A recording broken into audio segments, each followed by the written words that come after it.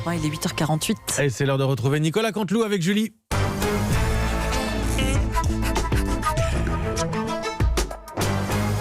C'est presque du direct, c'est la revue de presse de Nicolas Canteloup en best-of. Le prince Harry et Meghan Markle décident donc de renoncer à leur rôle de premier plan dans la famille royale britannique. Ils veulent s'installer en Amérique du Nord.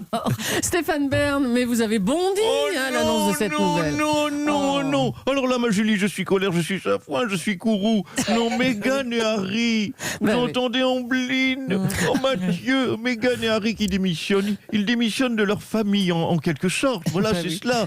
Notez, je peux comprendre qu'il n'a pas eu envie de démissionner de sa famille, surtout pendant la période des fêtes, franchement, et de se réfugier à 10 000 km de là. Oui, bon, enfin, c'est un peu ça, quoi. Mais... écoutez, il y a des tas de gens qui démissionnent de leur famille. Regardez, Xavier Dupont de Ligonnès, par exemple. Enfin, non, lui, c'est plutôt l'inverse. Il a plutôt licencié toute sa famille. Je ne sais pas si j'ai le droit de rire là-dessus. Non. Voilà. En tout cas, Meghan et Harry quittent leur emploi qui consistait quelque part à faire rien. Et la famille royale est totalement démunie. Il ne reste pas compte plus que Charles et William pour remplir cette mission formidable qui consiste à faire rien. Comme vous dites. Merci Stéphane. Et consolez-vous, ça va aller. Allez, aujourd'hui, le gouvernement rencontre donc les partenaires sociaux à Matignon. Nelson Montfort, vous êtes sur place, je crois. Oui, écoutez, ma chère Julie, mon cher Mathieu Balliard, bonjour, la Morning Team. Écoutez, oui, je suis à Matignon pour cette rencontre entre le gouvernement et les syndicats. Édouard Philippe rencontre Philippe Martinez dans le cadre du championnat de France d'échecs des négociations. Le championnat de France d'échecs des négociations? Oui, tout à fait. Ça fait un mois que j'aime bien quand vous étonnez sur une phrase que vous connaissez puisqu'elle est écrite sur votre feuille. C'est formidable, quel jeu d'actrice. Écoutez, qu'est-ce que vous voulez? Ça fait un mois que cela dure. Personne, nous l'avons rappelé plus haut, personne ne veut rien lâcher. On va aujourd'hui voir à quelle vitesse les négociations vont capoter. Édouard Philippe, à l'instant, Édouard Philippe s'approche de Philippe Martinez. Attention, je déclasse mon clavier. Top, c'est parti. Oui, bonjour monsieur Martinez. Donc, que proposez-vous comme compromis? C'est retirer la réforme. C'est hors de question. Top, quel exploit, ma chère Julie. 4 secondes et 22 dixièmes. Record battu d'échec de négociation. Un échec à 234 km/h. Un service de Nadal directement dans le filet. Un mur pris à cette vitesse. On n'avait pas vu ça depuis Ayrton Senna. Vraiment, regardez ces images magnifiques. Images magnifiques. Les deux athlètes se serrent la main. Chacun rentre chez lui. On est reparti, je crois, pour 8 jours de grève. Et ensuite, il y aura nous l'espérons, un nouvel affrontement, un nouveau rendez-vous. Est-ce que l'on pourra passer sous la barre des 3 secondes? En ce moment, tout paraît possible. À vous Paris. Merci Nelson. C'est la phrase, l'élément de langage que les ministres ont répété. On est ferme sur les principes et souple sur les modalités. Bruno Le Maire, bonjour. Qu'est-ce que ça veut dire tout ça? Oui, bonjour Madame Julie, bonjour Monsieur Béliard, bonjour à votre joyeux bordel ce matin. Bonjour à vos enfants qui ont la chance d'être bien éduqués et bien rééduqués par Emmanuel Macron. Bonjour à vos aimables sous-fifres. Voilà, c'est la phrase, vous l'avez dit, que nous répétons à tue-tête. Ferme sur les principes, souple sur les modalités. Je ne sais pas trop ce que ça veut dire, mais avouez que ça claque. En tout cas, ça sonne intelligent, ferme sur les principes, souple sur les modalités. Non mais attendez, au-delà de ça, ça veut dire quoi? Ferme sur les principes, ça veut dire qu'on sera ferme sur les principes. Oui, bon. Donc vous ne bougerez pas. Voilà. Par contre, on est souple sur les modalités. J'ai l'impression d'être Monsieur Régis. Ferme sur les principes, souple sur les modalités. Je peux vous le faire, je suis imitateur aussi. Oh non. Ferme sur les principes, souple sur les modalités. Vous voyez, je le fais bien aussi. Belle imitation. Quand tu as du souci à se faire. Ah bah oui, le pauvre, oh là là, m'en parlez pas. On va parler de l'Open d'Australie, parce que malgré les incendies, les organisateurs jugent peu probable un report de l'Open. On va retrouver sur place Lionel Chamoulot. Est-ce que vous nous entendez, Lionel? Oui. Oui, bonjour ma chère Julie, bonjour à tous vos amis dans le studio. Bien écoutez, ici en Australie, enfin ce qu'il reste de l'Australie, les préparatifs du tournoi continuent. Alors ici on va On va pas jouer sur la terre battue, on va jouer sur terre brûlée.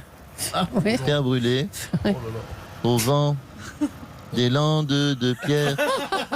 Mais non, mais enfin. Au fond des lacs. Pardon, oui, non, ça m'a mis les lacs du Connemara de l'ami Michel Sardou qui est dans les tribunes, dans la tête. Bon, mais Lionel, c'est pas dangereux pour la santé des joueurs, ça? Oula, une image De maintenir le tournoi insolite, c'est là que nous montre Fred Godard, une image insolite, un kangourou en feu Oula. qui fait des bonds. Bah, oui. Une image qu'on n'a pas souvent l'occasion de voir tous les jours, tant mieux.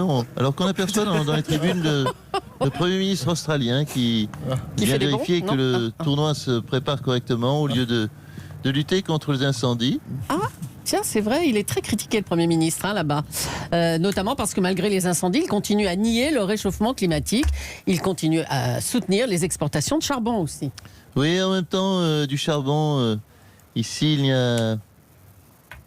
Quoi? Il n'y a que ça, avec tout ce qui a cramé. Il peut en vendre pour 2000 ans, je pense, du charbon. Alors qu'on aperçoit à l'instant du feu sur le central. Un bel incendie, ma foi. Les flammes se rapprochent de la caméra de Fred Godard, dont c'est inédit, c'est assez drôlatique, dont les cheveux de Fred Godard prennent feu.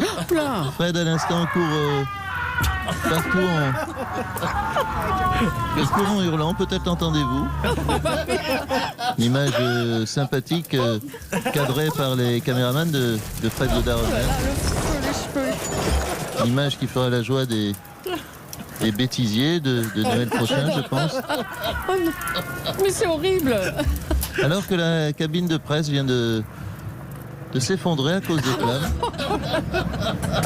Peut-être est-il opportun de reporter le tournoi. En tout cas, il fait très chaud ici.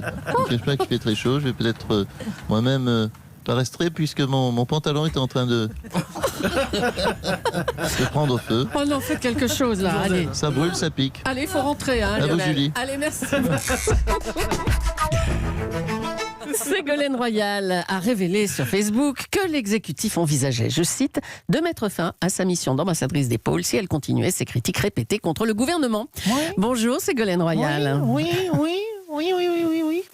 Oui, bonjour madame, bonjour monsieur, actuellement sans emploi, je me permets de passer parmi vous afin de vous demander une petite pièce ou deux pour manger, rester propre, voire même un ticket attendez, restaurant me ferait plaisir, me permettrait de rester digne. Attendez, Madame Royal, enfin vous n'êtes pas encore au chômage, le gouvernement envisage de vous virer et vous continuez à les critiquer, mais c'est pas encore acté tout ça. Hein. Ah bon? Est-ce que vous croyez que je vais fermer ma gueule?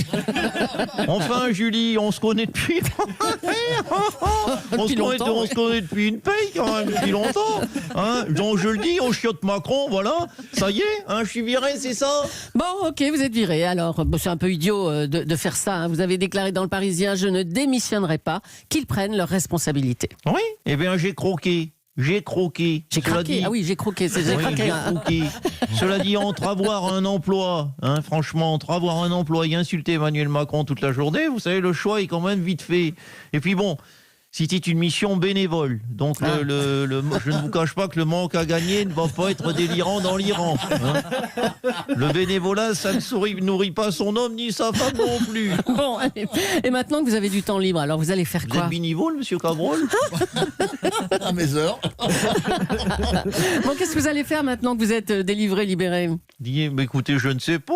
Je ne sais pas, peut-être partir en vacances. Depuis le temps qu'on m'en parle, tiens. Vous savez quoi? J'aimerais bien visiter le pôle Nord. Ouais, on est entre nous, maintenant que je suis viré, je peux vous le dire. Hein, je n'y ai jamais foutu les pieds. Hein. Oh, mais je peux vous le dire, on est transparent sur Europe 1.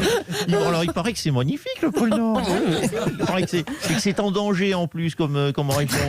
Ça, c'est scandaleux. Emmanuel Macron devrait s'occuper de la question des poules. Hein. Et là, au lieu de ça, non, il n'a rien foutu. Mais évidemment, ce gouvernement n'écoute jamais rien, ni personne. C'est tous des nuls. Eh ben, dis donc, on va en rester là, peut-être, hein, pour vous. Hein, c'est pour vous que je dis Ça ne ça. même pas me virer deux fois.